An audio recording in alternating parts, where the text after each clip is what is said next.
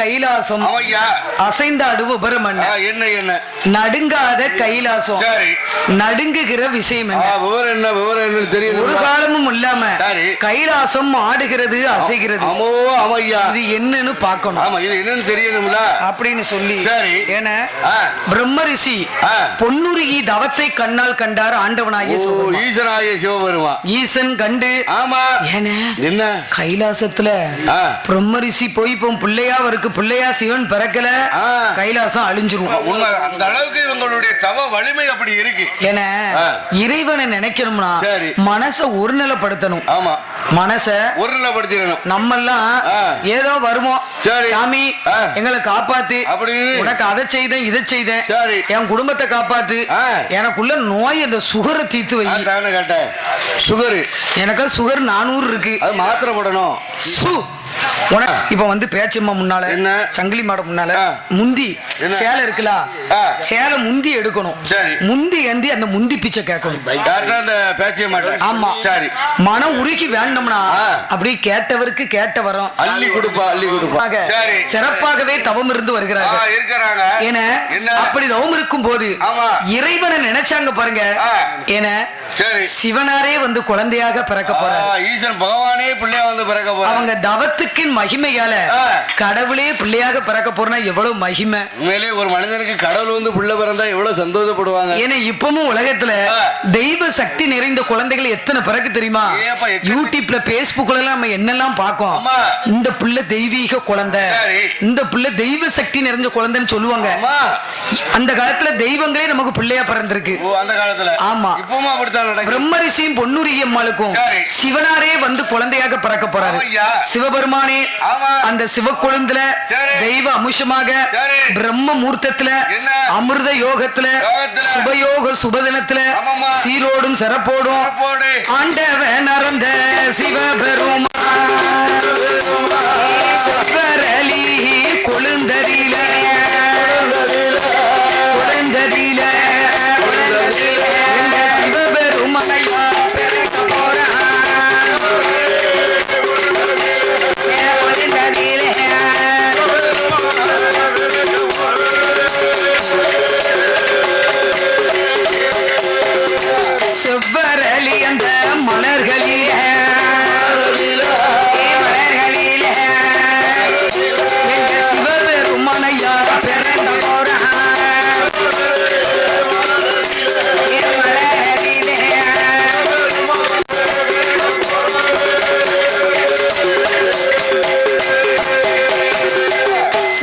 பூக்களை வைத்து சிவத்தொண்டு செய்து வந்தார்களே. சரி என சிவனாரே தெய்வ அம்சமாகவே வந்து குழந்தையாக பிறந்திருக்காரு. அப்படிலாம் ஒரு பாக்கியம் யாருக்கும் கிடைக்காது. பத்தியா கிடைக்கவே கிடைக்காது. பகவானே வந்து பிள்ளையா வந்து பிறக்க போறாரு. ஏன சிவபெருமானே சேன 3 கண்களோடு முத்து மாறி என குழந்தை வந்து பிறந்திருக்கு.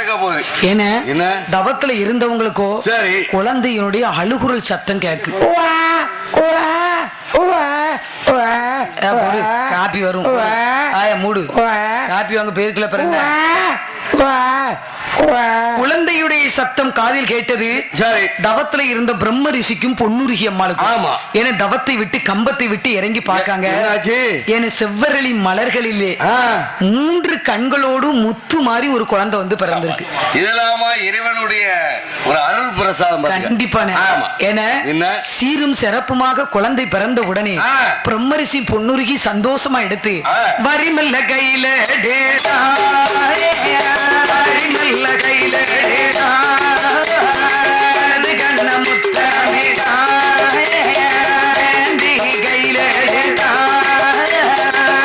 கண்ண முத்தமிடா தோடி கண்ண வைத்தே தோடி கண்ண வைத்தே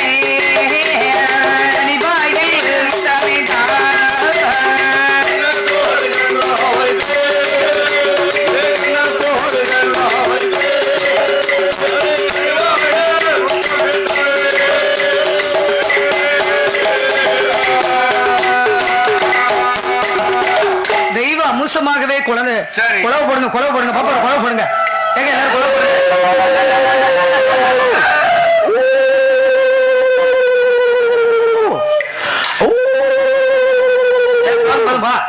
கொலை விட சொன்னா ஊழக்காடு விட்டு நீங்க பொம்பளை நீங்க போட்ட வேண்டிய கொலவை போட்டோம்ல அங்க போட்டதுங்க கேட்கல உனக்கு கொஞ்சம் பொண்ணு என்னமா கொலவை நெறிஞ்சிடுது. நீங்க ரெண்டு பேரும் பொம்பளை இருக்கீங்கல்ல போட்டோம்ல கொலையை போட்ட வேண்டிய ஏன் வழுக்கமண்டா என்னாச்சு கொலவை போட்டோம் செவிட்டு காத்துல விழல கொலைவே அந்த பகவான் தான் காதுல கேட்கணும். இப்படி பேசாதானே தெரிஞ்சதானே போட முடியும். தெய்வ அம்சமாக ஆண் குழந்தை பிறந்து ஆண் குழந்தை பிறந்த போது ஆண் குழந்தை சிறப்பாகவே வந்து பிறந்தது. பிறந்த உடனே அந்த குழந்தைக்கு என்ன செவ்வரளி கொழுந்துல புள்ள பிறந்ததுனால ஏன்னா 16வது நாளையில பையனுக்கு சிவக்கொழுந்து என்று பெயர் கொடுத்தாங்க. சிவக்கொழுந்துனே பெயர் கொடுக்காங்க. அது சிவபெருமான் தானே உண்மைதானே. ஏன்னா சிவக்கொழுந்து என்று பெயர் கொடுத்து அந்த குழந்தைக்கு 3வது ஒரு கண் இருக்கின்றது. உலகத்துல 3 கண் உடையவர் சிவபெருமான் மட்டும்தான். சிவன் மட்டும்தான் 3 கண்ணோட இருப்பாரு. சிவனுக்கு மட்டும்தான் 3 கன்று உண்டு. அதுக்கு அடுத்தாப்புல 3 கண்ணு இருக்கு. ஒன்னே ஒண்ணுக்கு இருக்குமா? எதுக்குன்னு தேங்காய்க்கு 3 கண்ணு. அது சிவனர் அம்சம் தானே. அதான் அவருடைய அம்சத்துல உள்ள ஃபுல்லாவே 3 கண்ணு இருக்கத்தான் செய்யும். ஏன்னா 3 கண்கள் உலகத்துல உடையவர் சிவபெருமான். அதுக்கு அடுத்தாக்கள் நீ சொன்ன மாதிரி தேங்காய்க்கு. ஆமா இப்படி சிறப்பாகவே குழந்தை பிறந்ததுனால சிவனாரே வந்து பிள்ளை பிறந்ததுனால பிள்ளைக்கு சிவக்குழந்தை என்று பெயர் கொடுக்கிறாங்க. சிவக்குழந்தை என்று பெயர் கொடுத்து சிவக்குழந்து பாலகனை என்ன சீரோடும் சிறப்போடும் சிவக்குழந்தை எப்படி வளர்ந்து வருகிறான் தெரியுமா? எப்படிமா அம்மரிசியும் பொன்னுரிக்கியும் எப்படி வளர்த்து வருகிறாங்க தெரியுமா? நாளும் ஒரு நல்ல மேனியமா பொழுது ஒரு நல்ல வண்ணமுமாய் கலரும் வீரை நல்ல சந்திரனை கலரும் வீரை நல்ல சந்திரனை வர அந்த குழந்தையரே வர அந்த குழந்தையரே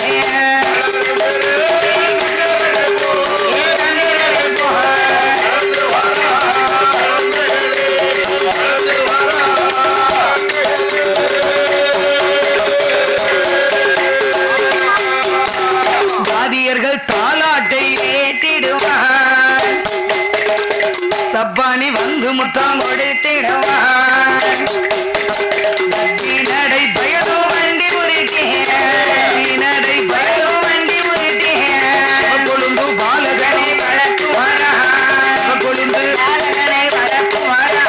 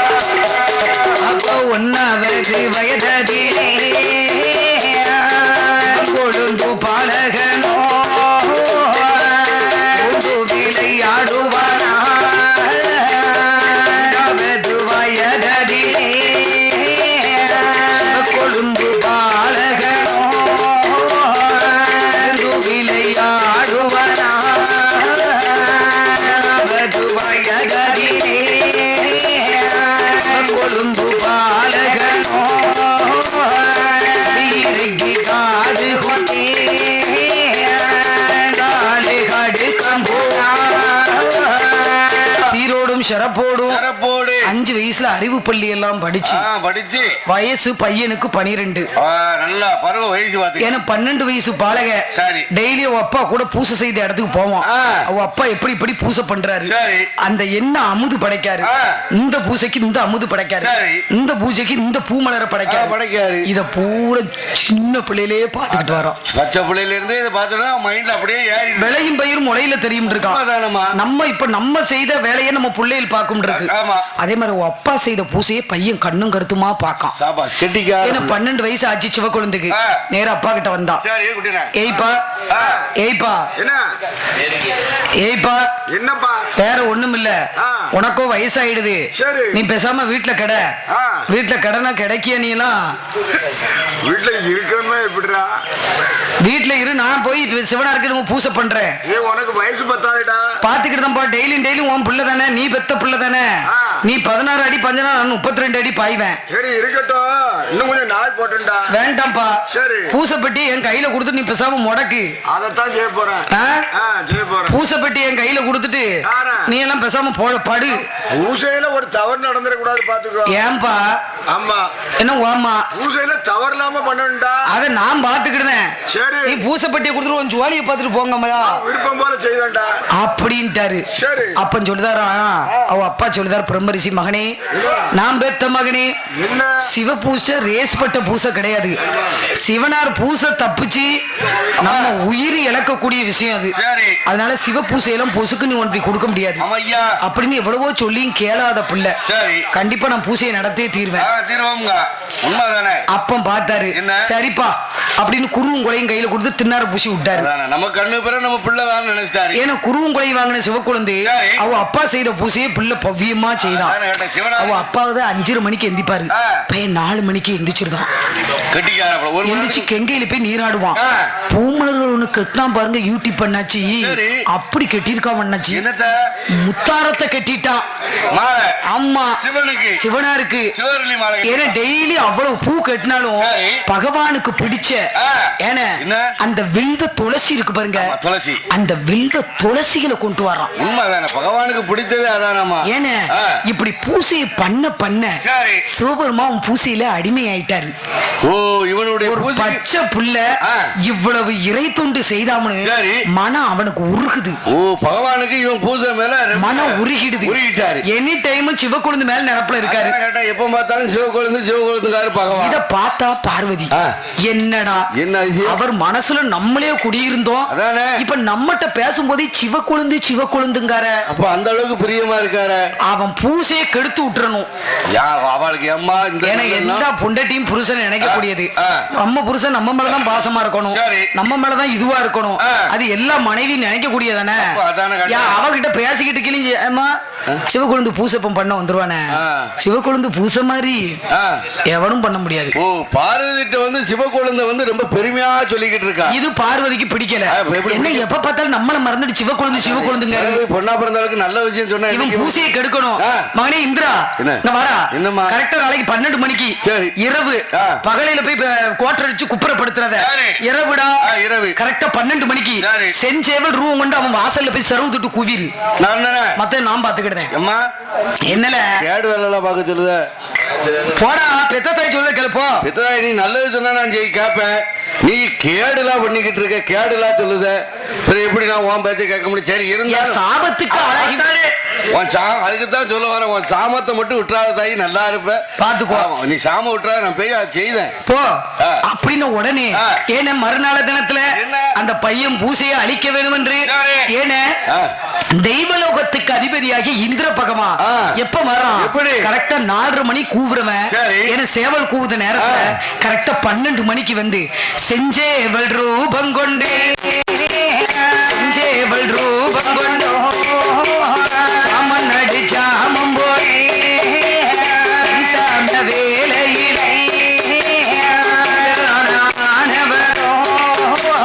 செஞ்சேவல் ரூபம் கொண்டே சரவு தட்டி கூவானா, சத்தம் காதில் கேட்டே, சத்தம் காதில் கேட்டே, கொழுந்து வேண்ட செய்வான்.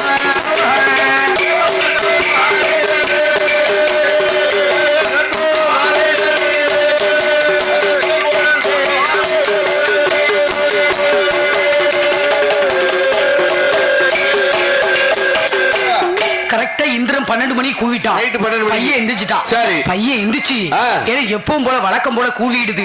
பூக்குடலை கையில எடுத்தான், புரட்டி எடுத்துட்டு நேரம் வந்துட்டான் நந்தவனத்தோட. சிறப்பாக பையன் கரெக்டா 12 மணிக்கு வாரான். ஆமையா கெங்கைய வந்து பாக்கான். கெங்கா தேவி உறங்கிக்கிட்டு இருக்கு. நைட்டு 12 மணிக்கு அந்த அம்மா வேலையை அவ செய்யத்தானமா செய்வா. அதுதான் இந்த அட்டச்சாம நேரத்துல இந்த 12 மணிக்கு 1 மணிக்கெல்லாம் போய் எங்க குளிக்கப்படாது ஆத்தெல்லாம் போய் குளிக்க போனா லேசா கைட்டு இப்படி தள்ளி விட்டுக்கிட்டு அதுக்கப்புறம் தண்ணியம் வந்து உள்ள துவக்கடி இறங்கி முங்கிடப்படாது. கெங்கை அம்மனுக்கும் உறக்கம் வரும். அந்த நேரத்துல தண்ணி அப்படி சலசலன்னு தட்டி விட்டுட்டு தான் போய் உள்ள குளிக்கணும். தட்டையில வந்து முதல்ல ஆணோ பெண்ணோ காலையில 4:30 மணிக்கு தான் கெங்க கிட்ட போகணும். ஆத்துலயோ குளத்திலயோ குளிக்க போகும்போது 4:30 மணிக்கு போங்க. அதுதான் நமக்கு புண்ணியம். அப்படியா? உறங்குறவங்களும் உசுப்ப கூடாதுன்னு பெரியவங்க சொல்லுவாங்க. உண்மைதானே? அதுலயும் ஆத்துல எல்லாம் கெங்காதேவி உறங்கும் போது நம்ம உசுப்படம்னா பெரிய தோஷம். கொடிய பாவம் தானே. கொடிய பாவம். உறக்கத்துல உசுப்பினாலே பெரிய கொடிய பாவம். அவன் வந்து சமஸ்கிருத சாஸ்திரம் படிச்சவன் பாருங்க.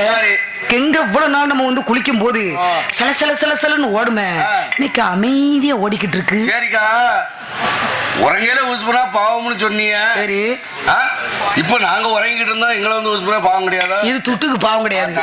நல்ல உனக்கெல்லாம் உறக்கம் உன் கண்ணுக்கு வருதாங்க. இல்ல நீ சொன்ன கேட்கணும் என்னன்னு. ஏன்னா உறக்கத்துல உசுப்புனா பாவமுங்க. சரி, உறங்கிட்டு இருந்தவனை படுத்து இது நம்ம சிவபெருமானுக்கு படிக்கிறதுனால அது பாவம் வந்து சேராது. அதான் கேட்டேன். சிவனார் தொண்டு செய்யும் போது நமக்கு அது பாவம் வந்து சேராது. நம்ம எல்லாம் தெய்வத்துக்கு உழைச்சிக்கிட்டு இருக்கோம். அதனால நமக்கு உறக்கத்துல யாரு உசுப்புனா பாவம் கிடையாது. இப்ப மத்த யாரு உறங்கினாலும் உசுப்புனா பாவம் தான். சரி, ஏன்னா அப்ப சிவக்குழந்தை என்ன மோசம், ஒரு நாள் இல்ல திருநாள கெங்காதேவி இவ்வளவு அமைதியா உறங்குதால. ஆமா, சரி நந்தவன தோட்டத்துக்கு போவோம். சரி அப்படின்னு புள்ள பச்சை புள்ள நந்தவன தோட்டத்துக்கு வருது. என்னாச்சு? பூக்கள்லாம் அப்படி விரியக்கூடிய மலர் ஒண்ணு முட்டா இருக்கு. பூவெல்லாம் விரியல. 12 மணிக்கு எப்படி விரியும்? 4 மணிக்கு தானே விரியும். கங்காதேவி அங்க ஆத்தங்கரைக்கு சென்றா கங்காதேவி முழிக்கல, ரொம்ப அமைதியா இருந்துகிட்டு இருக்கா. இறைவா, ஆமா, என்ன ஒரு நாள் இல்ல திருநாள புது புது அதிசயம் நடக்கு. நந்தவன தோட்டத்துக்கு வந்தா பூமலர்கள் விரியல. அந்த நேரத்துல ஒரு புள்ளிமான் வந்து உன் முன்னால நின்றது. ஐயா, புள்ள நெஞ்சா புள்ள பச்சை புள்ள பாருங்க. புள்ளிமான பார்த்த உடனே இப்ப உன் முன்னால ஒரு மான் இருந்தா நீ என்னமா இவ நல்லா அடிப்பா கறியப்பா சாப்பிடுவா. மான் கூட அப்படியே தொட்டு தொட்டு விளையாடுவேன். நீ தானே? ஆமா, பார்த்தாலே எனக்கு தெரியுது. நான் ஓடுவேன், மான் ஓடும். மானெல்லாம் ஓடும், நான் ஓடுவேன். மான்லாம் 12 மணிக்கு கிடைச்சு உன் கண்ணுல தட்டுப்பட்டு வச்சுக்கோ. சரி, அடிச்சு உப்பு கண்ட 10 நாளைக்கு மான் கறி தான் வச்சிருப்பா. உன் புரிதலுக்கு எப்படி குடுப்பே கொடுத்துருவேன். வெளியே தெரியாத அளவுக்கு வச்சு நவட்டிடுவேன். மான் கூட விளையாடுறாங்க. மான் கூட விளையாடுவான். ஏன்னா அவன் புள்ளிமான பார்த்த புள்ள கூட விளையாட ஆரம்பிச்சான். ஏன்னா விளையாண்ட புள்ள கரெக்டா மணி 3. அப்ப நினைக்காம பையன், சரி இன்னும் நேரம் கிடக்கு, கொஞ்ச நேரம் இந்த நந்தவன காத்துக்கு கொஞ்ச நேரம் படுத்திருப்போம்னு சொல்லி புள்ள குளிக்க துண்டு கொண்டு வந்து சொல்லுங்க. சிவக்குழந்து விரிச்சான். அந்த பூக்கோடல பூ பறிச்சு போடுறது அதை தலைக்கு வச்சா பாருங்க. ஏன்னா மூத்தவளான மூதேவி ஏவிட்டா என் பார்வதி. அப்போ உறங்கத்தானே புள்ள விளையாண்ட புள்ள ஒரு அசதியில. சரி,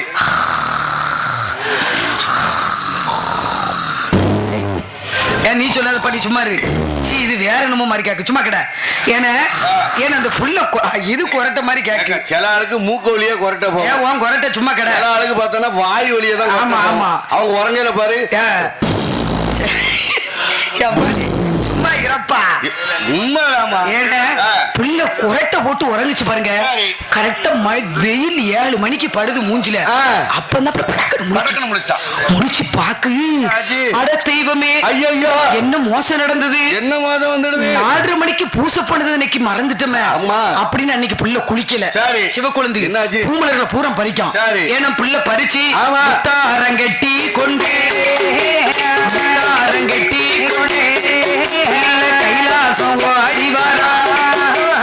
ஆடி வெள்ளி கைலாசத்தே ஆதிசக்தி பார்வதியா. இவன் நல்ல துளசி கொண்டே, இவன் நல்ல துளசி கொண்டே பூசையாக்கு செய்துவாரா.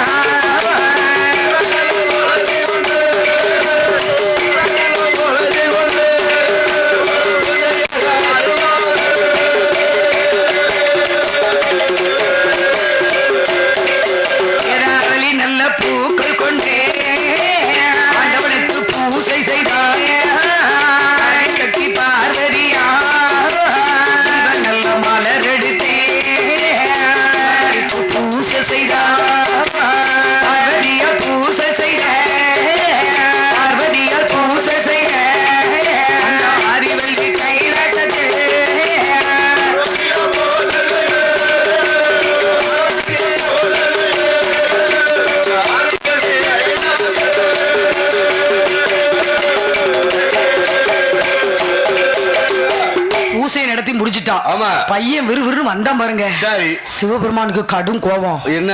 டே பாலகா, ஐயா, என் பூசையில ஒரு தவறு இருந்தா ஆமா பூசாரி நீதான் பொறுப்பு. வேற யாரு பொறுப்பு? இவ்வளவு நாள் நான் ஆதியில வரும்போது என்ன சொன்னேன்? உங்க அப்பா என்னடா சொன்னாரு? எங்க அப்பா என்ன சொன்னாரு? ஒரு நாளும் உங்களுடைய பூஜை வந்து தவறக்கூடாதுன்னு சொன்னாரு. தவறுனா என்ன நடக்கும்? தவறுனா என்ன நடக்காது? உங்களுடைய கோபத்துக்கு நான் ஆளாகும். என்ன என் பூசை நீ தவறிட்ட சாமி. நீ பாக்காத உங்க கண்ணை பார்க்கல எனக்கு பயமா இருக்கு. சரி சரி விடு விடு ராமேஷ், நான் தான் இன்னைக்கு ஒரு நாள் தானே தெரியாதனமா செஞ்சிருக்கேன் அப்படின்னு சொல்லி என கோபம் கொண்ட சிவபெருமா நெற்றி கண்ணையவர் தாண்டிருந்தார். தீப்போரி பறந்து வந்து காலம் மேலாங்க விழுந்திடுமா. தீப்போரி விழுந்த போதே எரிந்துட்டானே பாலகனும். ஒரு தீப்பொறி தாம பறந்து புள்ள மேல விழுந்துடுது. புள்ள எரிஞ்சு சாம்பலா போயிடுச்சு. ஏன்னா தாண்டவம் ஆடுதாரு பகவான் ருத்ர ருத்ர தாண்டவம் ஆடுதாரு ஆடுதாரு அப்படி இப்படி ஆடுதாரு அப்படி ஆடுதாரு அப்படி ஆடுதாரு. காலத்துக்குதாரு, 2 காலத்துக்குதாரு, 3 காலத்துக்கு ஆடுதாரு ஆடுதாரு. ஆமா. விட்டுடா, காலையில 5 மணிடா எல்லாரும் பயங்கரப்பட விடு. சரி விடு. பொறுமை பொறுமை பொறுமை. சிவனுக்கு பூசை பண்ணணுமா? கொஞ்சம் பொறுமையா கிடையாது. பயப்படாப்பா. சிவனாருக்கு பூசை எரியத்தான் செய்து சிவனாருக்கு பூசையை நடத்த ஏன்னா அப்படி பார்த்தார். நெத்திக்கண்ணை திறந்தா பையன் சாம்பல போயிட்டான். உடனே இதை பார்த்தார் வைகுண்டபதியான கண்ணபுரம். நான் தான் சொன்னோம்ல, எந்த கதைக்கும் கண்ண வராத காரியம் நிறைவேறாது. கண்ண வந்தாரு. மச்சான் அவசரப்படாதீங்க, பார்வதி செய்த வேலை, பையனுக்கு நீங்க உயிர் விடுங்க என்று சொன்ன உடனே தீர்த்தமும் திருப்பரம் எடுத்து கொண்டு வந்து பார்வதா தேவியானவள் அந்த சாம்பலை எல்லாம் திரட்டி கொடுக்க சிவபெருமா உயிர் கொடுக்க வேண்டும் என்று தீர்த்தத்தை தன் தெளிப்பாரா, திருப்பரம் கட்டுவாரா. ஆண்டவன் சிவபெருமா தூங்கி எழுந்தது போல் பாலனவன் எழுந்துவாரா. ஆண்டவன் சிவபெருமா கைலாசத்தில் நான் சிவனார், பூலோகத்தில் நீ சிவனார், நீ சிவனடைந்த சிவபெருமா.